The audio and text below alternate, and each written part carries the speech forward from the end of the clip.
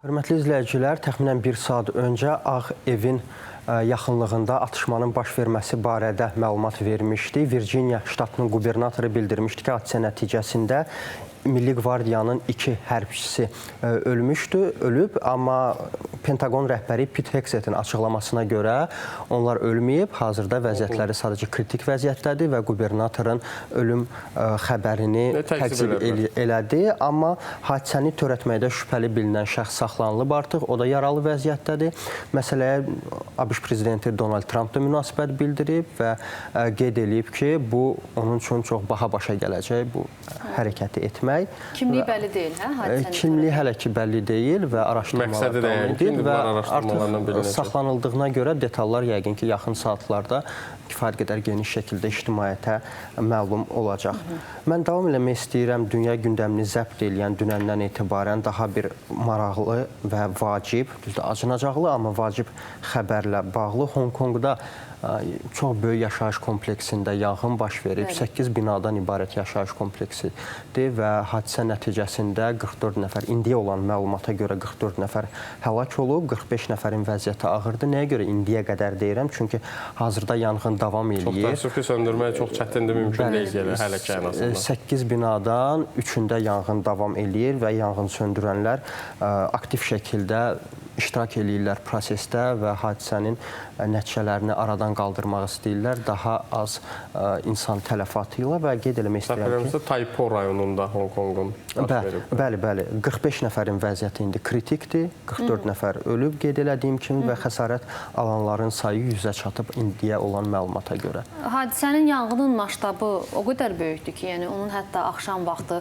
kadrlarını çəkmişdilər yanğının. Yəni çox müthiş görünür də. Yəni o qədər qaranlıqda o alovlar və s. o qədər qorxulu görünür ki və səbəblər kimi də göstərirlər ki, məhz həmin bu kompleksdə olan bir neçə binaların üst fasadında bambu ağaclarından istifadə olunur. Ümumiyyətlə, Yaponlar, Çinlilər, ümumiyyətlə bu şərq tərəf həmişə tikinti prosesində bambu ağacından çox istifadə edirlər. Yəni biz indi kaskadlar görürük dəmirdən və ustalar onun üzərinə çıxırlar və işləyirlər. Şərq tərəfdə bu bambu ağacları olur. Bir də binanın üz fasadına çəkilən ki, tor yoxdur. Biz yaşıl rəngdə görürük, göy rəngdə ki, toz torpaq ətrafa yayılması. O da tez alovlanan olduğuna görə və yanğının da deyilənə görə məhz texniki işlərin görüldüyü yerdən başlanıb və məhz onlara görə də belə sürətli yayılıb. Yaşayış binası, daha dəqiqləşdirsə, yaşayış binasının altında yerləşən karaoke klubda baş verən hadisə nəticəsində baş verib yanğın. Bəli, belə bir iddialar var, amma təbii ki, daha dəqiq artıq yanğın söndürüləndən sonra araşdırmalar nəticəsində məlum olacaq daha dəqiq səbəb. Daha dəqiq bəli informasiyalar burada məlum olacaq. Bu yaxınlarda bizim ölkəmizdə də çox təəssüf ki, belə bir hadisə oldu və həyatını itirənlər oldu. Orada da araşdırmalar davam edir, dövlət qurumları araşdırırlar və lazım olan məlumatlar ictimaiyyətə çatdırılacaq. Daha doğrusu dəqiq informasiyalar. Ümumiyyətlə, bu yaşayış binalarının altında müxtəlif, belə deyək, obyektlərin olması məsələsi həm ölkəmizdə, həm dünyada görürük ki, söz-söhbətlərə səbəb olur. İndi biz bilmirik təbii ki, nədən qaynaqlanır bu yanğın və ümid edirik ki, ən qısa zamanda söndürülər və daha çox insan zərər görməz. Bir məqamı çox üzr istəyirəm, qeyd eləmək istəyirəm. Çünki səbəblərdən biri, daha doğrusu yanğının bir binadan digərlərinə yayılma səbəblərindən biri binaların bir-birinə çox yaxın tikilməsidir. Biz də bunu öz ölkəmizdə də, Bakıda da kifayət qədər görürük. Binalar o qədər yaxın tikilirlər ki, yəni hətta yanğın söndürən maşınlar belə həyata girə bilmirlər. Yəni bu bir daha göstərir ki, belə deyək, başına gələn başmaqçı olar. Hətta biz kənarda da bu hadisələri görməklə bir daha anlamalıyıq ki, yəni binaların tikintisi olsun və yaxud da ki, yerləşməsi olsun, təhlükəsizlik qaydaları mütləq riayət olmalıdır. Məhz nə baş verirsə, o qaydaların pozulmasına görə baş verir çox hallarda. Mən xüsusi olaraq qeyd eləmək istəyirəm ki, South China Morning Post yazır ki, bu Hong Kong tarixində yanğından ən ölümcül hadisədir. Sonuncu dəfə belə dəhşətli hadisə 1996-cı ildə baş vermişdi və həmin hadisədə 41 nəfər ölmüşdü, 81 nəfər yaralanmışdı. İndi isə biz ölənlərin sayından da görürük ki, kifayət qədər çoxdur və yaxın saatlarda, yaxın günlərdə də həmin o kritik vəziyyətdə olan şəxslərin də öləcəyini və yaxud da ölməyəcəyini istisna etmək olmaz. Davam edirik, hörmətli tamaşaçılar, davam edirik Rusiya-Ukrayna müharibəsi ilə. Bilirsiniz ki, son günlər danışıqlar aparılır Birləşmiş Ştatlar və Ukrayna arasında, Birləşmiş Ştatlar və Rusiya arasında bir neçə sülh planı var ortada, bir neçə sülh planının müzakirəsi gedir və sonuncu dəfə aktiv şəkildə bu müzakirə noyabrın 23-də Cenevrədə baş tutmuşdu. Xatırlayırsınızsa, Birləşmiş Ştatlarla və Ukrayna nümayəndələri arasında aparılan danışıqlarda 28 bəndli sülh planı müzakirə olunmuşdu və Donald Trumpın açıqlamasına görə bu danışıqlardan sonra 28 maddəli sülh planı 19 maddəli sülh planına çevrilib və Moskvadan bir sıra açıqlamalar gəlib məsələ ilə bağlı və Rusiya Xarici İşlər Nazirliyinin müavini Sergey Ryabkov bildirib ki, Rusiya sülh danışıqları istiqamətində əsas məsələlərdə geri çəkilməyəcək və öz mövqeyində qalacaq. Əslində, bəlkə də sülhün əldə olunması prosesində vəziyyəti çətinləşdirən elə bu məqamlardır.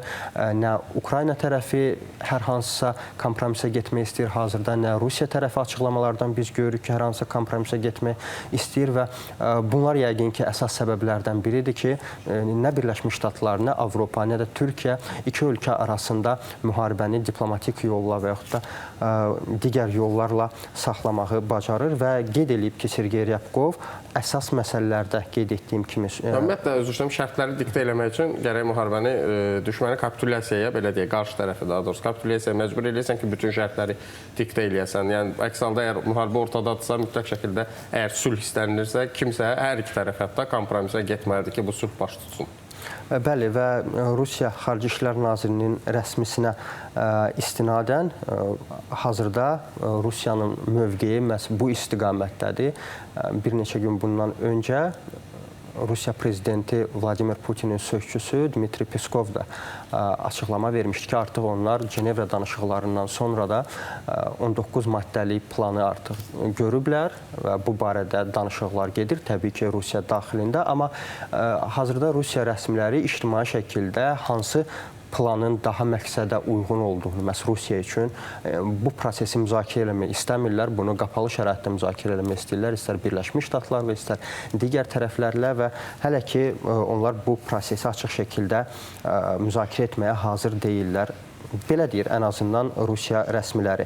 Almaniya kansleri Friedrich Merz isə hesab eləyir ki və Putinə səslənərək bildirir ki, Rusiya prezidenti başa düşməlidir ki, Avropanın hesabına bu müharibəni uda bilməyəcək Moskva tərəfi. Bundestagdakı çıxışında Merz bildirib ki, Avropanın qurduğu nizam, azadlıq və sülh hesabına bu müharibədə qalib tərəf Rusiya olmayacaq və bu proses üçün Merzin sözlərinə görə Avropa ölkələri, ümumiyyətlə Ukraynanın tərəfdaşları Kiyevi kifayət qədər dəstəkləməlidirlər və elə bu məqsədlə növbəti il Almaniya hökuməti yeni paket ayırmaq istəyir Ukrayna üçün. Məhz bu maliyyə yardımı təxminən 11,5 milyard avroya qədər olacaq. Yəni bu məbləğə qədər artırılacaq və görünən odur ki, Almaniya Avropa ölkələri arasında ən qətiyyətli ölkələrdən biridir Ukraynanı dəstəkləmək məsələsində və Avropada bilirsiniz son günlər reparasiya şəklində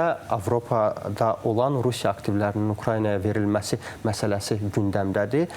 Dekabrın 18-də iclas keçiriləcək bununla bağlı, amma Avropa rəsmilərinin bir çoxu hesab eləyir ki, dekabrın 18-nə qədər yekdil bir nəticəyə gələ bilməyəcəklər bu məsələ ilə bağlı və məhz bundan sonraki prosesdə dekabrın 18-dən sonra Ukraynaya maliyyə yardımının ayrılması prosesi gündəmə gələcək və bilirsiniz ki, hazırda bir sıra çətinliklər var bundan bağlı. Məhz Avropa liderləri hesab eləyirlər ki, yeganə çıxış yolu Ukraynaya davamlı maliyyə yardımı ayırmaq üçün məhz reparasiya şəklində Rusiya aktivlərini Kiyevə ötürməkdir.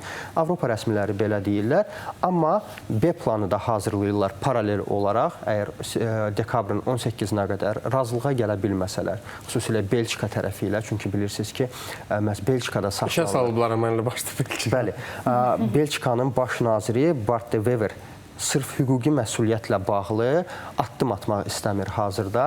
Məhz bu səbəbdən... Bugünün sabahı da var, sonra sabah necə olacaq proseslər, onu bilə bilmərik. Bəli, bu səbəbdən Avropa ölkələri istəyirlər ki, bəziləri Almaniya başda olmaqla dekabrın 18-nə qədər razılığa gələ bilməyəcəkləri təqdirdə Ukraynaya keçid krediti, borc məbləğ versinlər, maliyyə yardımı ayırsınlar bir neçə aylıq, yanvar-fevral ayınadək və bu müddət ərzində hesab edirlər ki, Belçika rəhbərliyini inandıra biləcəklər müəyyən hüquqi çərçivələrlə bağlı. Məhz yanvar-fevralda artıq Belçikanı bir növ yola gətirəndən sonra həmin reparasiyalardan artıq düşünürlər ki, Ukrayna bu məbləği Avropaya qaytaracaq.